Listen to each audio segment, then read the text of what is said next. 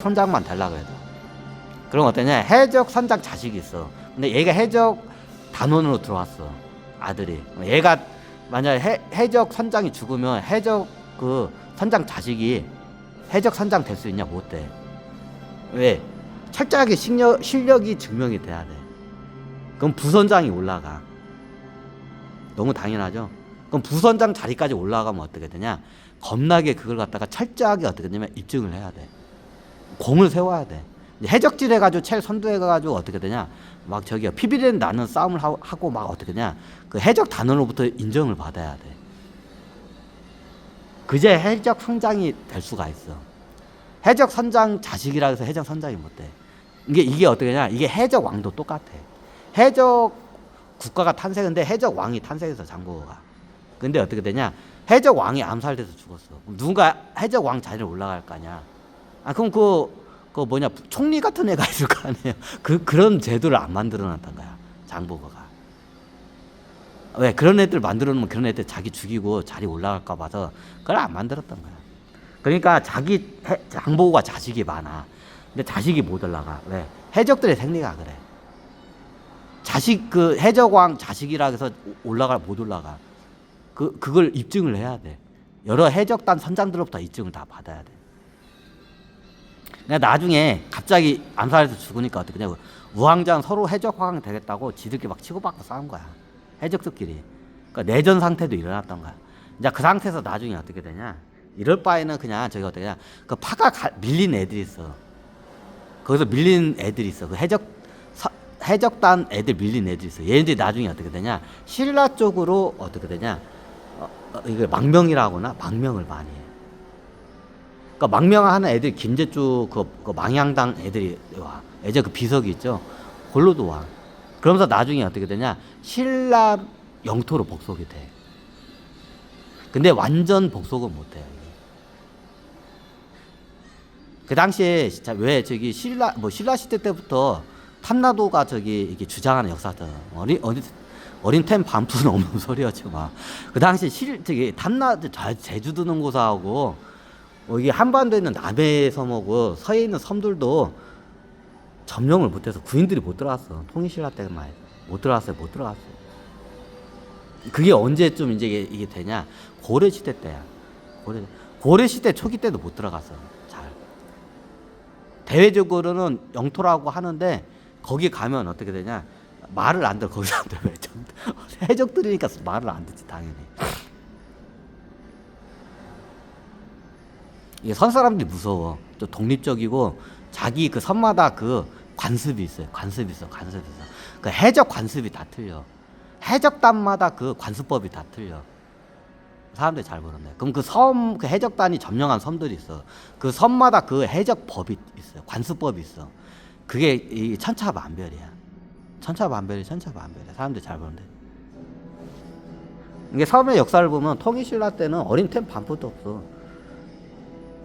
통일신라 때는 어떻게 냐 우리 남해 있는 섬하고 서해 있는 섬도 어떻게 이거 딴 나라였어 그 당시에. 고려시대 때 초기만 해도 그랬어. 자 고려시대 때 우리가 사만 할 때 보면 섬 가지고 뭐 이렇게 전쟁하는 건 없어. 그죠? 왜 거기는 아예 그냥 신경도 안 써. 아예 딴 나라라고 그냥 치부해 했던 거야. 고려 초기만 해도 제대로 우리 주변에 있는 남해 섬하고 서해 있는 섬들도 어떻게 보면 저기 고려의 법이 적용이 안 됐어. 딴 나라였어요, 완전 진짜로. 그럼 이게 어떻게 저거냐? 이게 나중에 언제였냐면 이게 예전에 왜구들 다 기억날 거야. 그죠? 왜냐면 최무선 장군이 화약을 저기 발견해가지고 왜구들 싹 톡탁해. 고려시대 때 기억나시죠? 다 배웠지.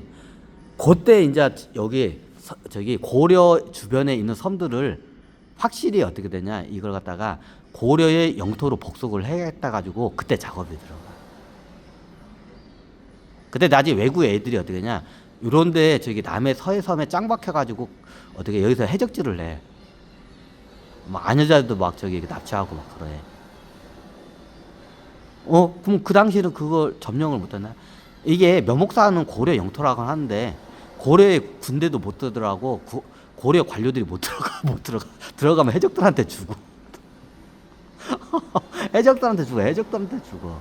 야, 그게 정리가 된 게 화약이 발명이 되면서 화약으로 해서 저기 어떻게 이제 저기 화약으로 해서 어떻게 되냐 해전을 하니까 압도적으로 어떻게 돼 해전을 어떻게 되냐 고려군이 해전을 갖다 잡은 거야. 해적들하고 애군들 상대로 해서.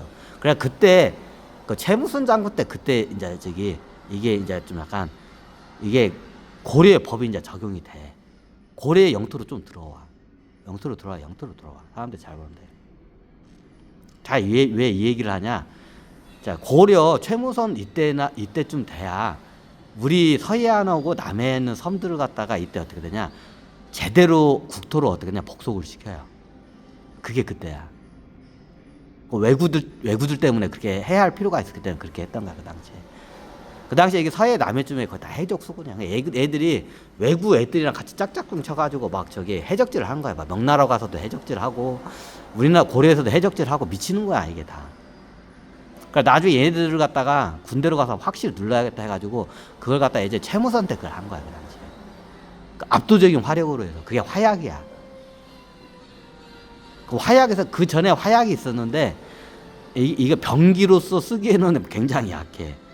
화약이 없는 건 아니야. 있긴 있었는데 병기로서 쓰기 좋은 화약이 발명이 된 게 명나라 때야.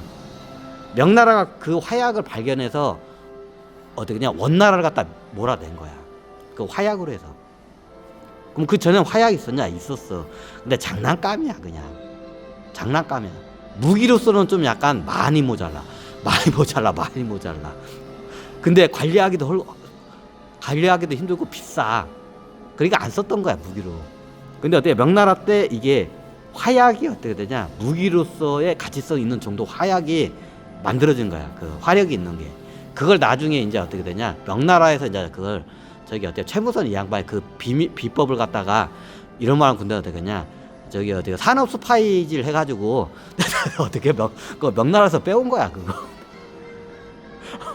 산업 스파이, 지금으로 따지면 산업 스파이야. 최무선 이 양반이 명나라 가가지고 산업 스파이질 해가지고 어떻게 하냐 그 기술을 빼온 거야. 명나라 가지고. 그래 그거를 무장해가지고 어떻게 하냐 저기 외구들 갖다가 어떻게 밀어낸 거야. 그러니까 외구들이 압도적인 그 화약 무기 화력을 보니까 그냥 겁에 질려서 다 도망을 가. 뭐해서 그렇네.